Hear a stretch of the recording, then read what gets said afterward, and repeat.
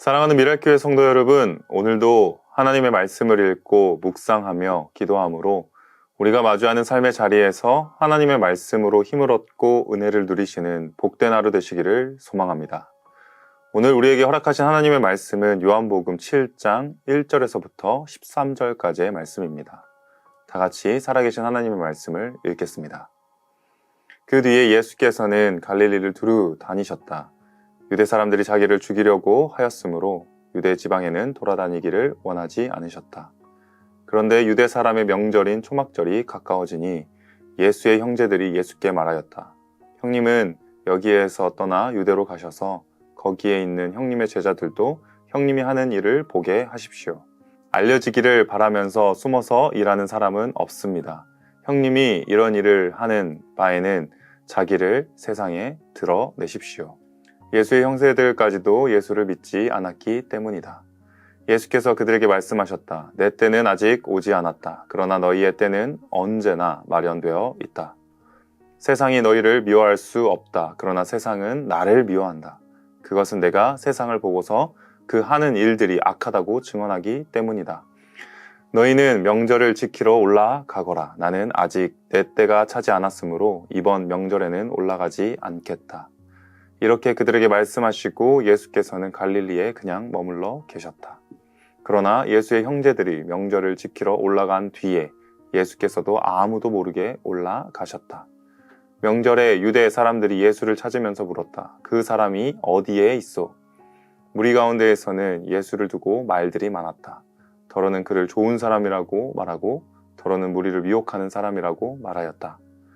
그러나 유대 사람들이 무서워서 예수에 대하여 드러내놓고 말하는 사람은 아무도 없었다.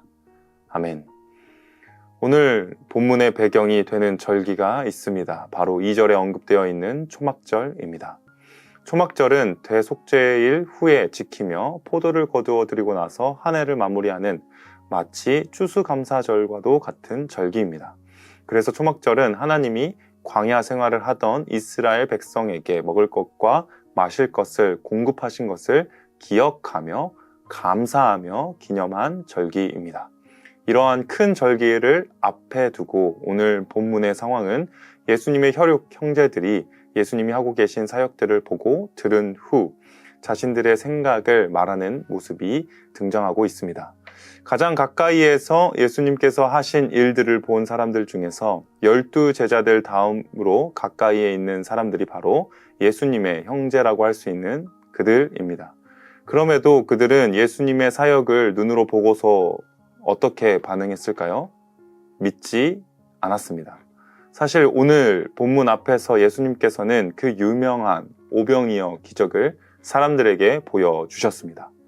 빵 5개와 물고기 2마리로 5,000명을 먹이시고 남기신 사건은 이 사건을 경험한 모두가 예수님을 왕으로 삼고자 했던 것처럼 풍족히 먹고 배불렀으며 상식적으로는 도저히 불가능에 가까운, 그래서 말 그대로 기적이며 하나님의 아들이심을 예수님께서 보여주셨던 사건입니다. 눈에 보일 만한 기적과 능력을 경험했지만 왜 예수님의 형제들과 수많은 사람들은 예수님을 믿지 못했을까요? 아마도 여기서 믿지 못했다는 말은 진정 하나님 아버지께서 하나님 하나뿐인 아들 예수 그리스도를 이 땅 가운데 보내신 목적과 그 이유에 대해서 믿으려 하지 않았다는 것을 말하는 것입니다.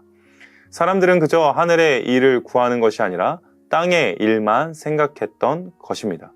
말 그대로 빛이 어둠 가운데 비치되 어둠이 깨닫지 못하는 상황인 것입니다.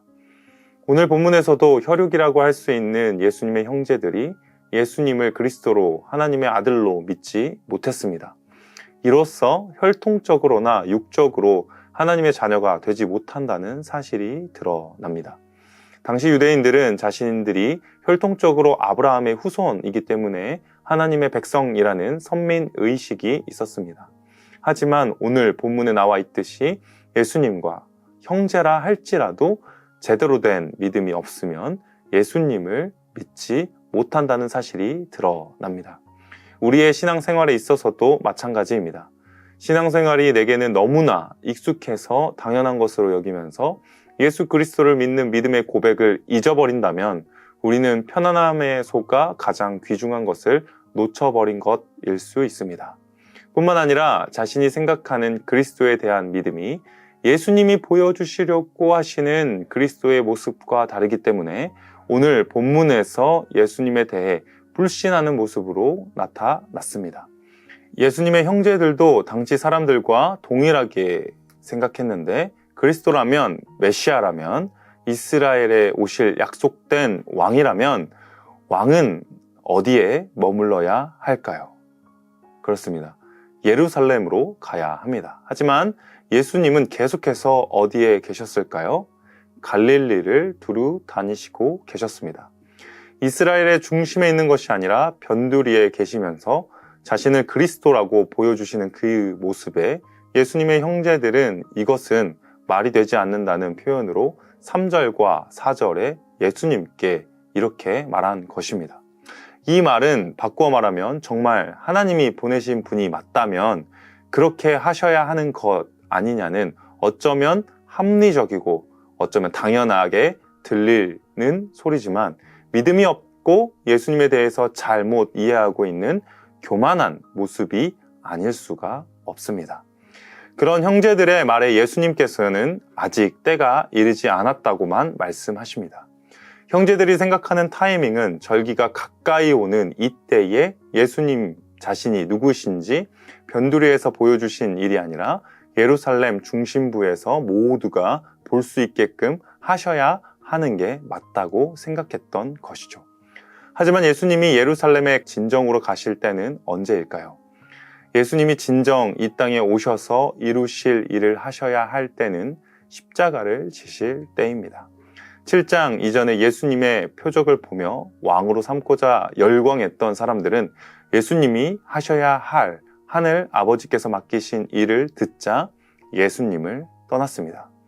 이것은 예수님이 하셔야 할 일이 자신이 바라는 일과 맞지 않았기 때문입니다. 자신이 예수님을 따르면서 가졌던 믿음이 예수님이 하셔야 할 일과 일치되지 않았기 때문에 떠난 것입니다. 사실 우리도 예수 그리스도의 십자가는 좋지만 제자로서 그 십자가를 지고 예수님을 따라가는 것은 주저하게 됩니다. 인간이기에 그렇습니다. 연약한 존재이기에 그럴 수밖에 없습니다.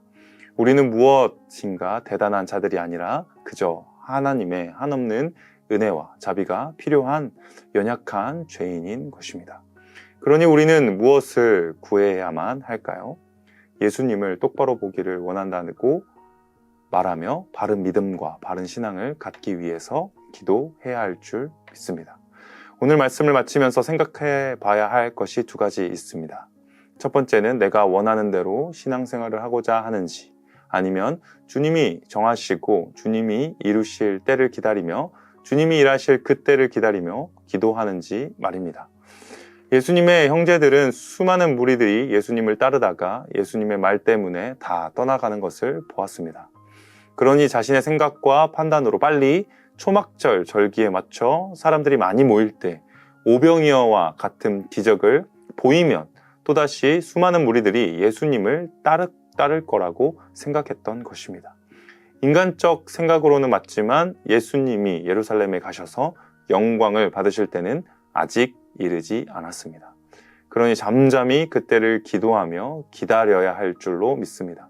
우리도 우리에게 주어진 사역들이 분명 우리가 열심히 우리의 힘으로 참여하지만 이 모든 것들을 이루시고 영광 받으실 분은 하나님 한 분인 것을 기억하며 나아가야 할 줄 믿습니다. 마지막 한 가지는 예수님에 대한 믿음의 고백입니다. 많은 사람들도 예수님이 보이신 화려한 이적과 기적들에 사로잡혀 진정한 하나님의 아들이신 예수 그리스도께서 가셔야 하는 생명의 길은 보지 못했습니다. 그 생명의 길은 예수님께서 자신의 생명을 아낌없이 주시는 길이요 십자가의 길입니다. 때론 세상에 치이고 너무 힘들어서 좌절할 때가 우리에게 많이 벌어지지만 그런 우리에게 오늘 말씀을 통해 빛 되신 예수님만 바라보라고 하시는 하나님의 이 말씀에 귀 기울이기를 소망합니다. 언제나 그 자리에서 신실하게 우리를 기다리시고 믿음의 여정을 함께 가자고 말씀하시는 그 예수 그리스도의 음성에 귀 기울이며 힘을 얻어 주님만 따라 동행하는 우리가 되기를 축복합니다. 오늘도 이러한 은혜를 따라 살아가시는 복된 하루 되시기를 축복합니다. 함께 기도하겠습니다. 살아계신 아버지 하나님, 참으로 감사를 드립니다. 오늘 말씀을 통해서 믿음의 모습이 어떠해야 되는지, 예수 그리스도를 어떻게 고백해야 되는지 보게 하여 주심에 감사를 드립니다. 언제나 주의 말씀을 따라 살아갈 때 때론 그 말씀이 너무 부담스러워서 주저할 때가 있습니다. 하지만 그 말씀을 내가 행하여야 하는 것으로 받아들이는 것이 아니라 생명 되신 그 주님께서 앞서가셔서 그 일을 다 이루시며 은혜의 그 길로 허락하여 주신 복된 길임을 믿음의 눈을 들어 보게 하여 주시옵소서. 그리하여서 주님을 따라 살아가는 것이 부담스럽고 어려운 길이 아니라 복되고 자유한 길임을 우리가 말씀을 통해서 깨닫길 원하오니 우리의 믿음의 연단이 주님 앞에 주님과 동행함으로 그 성령 하나님의 인도하심을 따라가는 길로 바라보게 하여 주시고 믿음의 길을 걸어가게 하여 주시옵소서. 언제나 주님 안에 살아가며 주님 안에 거할 때 가장 복되고 자유하다는 사실을 깨닫는 우리가 되길 원하오니 오늘 하루의 삶도 주님께서 인도하여 주시고 주님 앞에 감사함으로 믿음을 고백하는 우리들 다 될 수 있도록 은혜 더하여 주시옵소서. 감사를 드리오며 살아계신 예수님의 이름으로 기도드립니다. 아멘.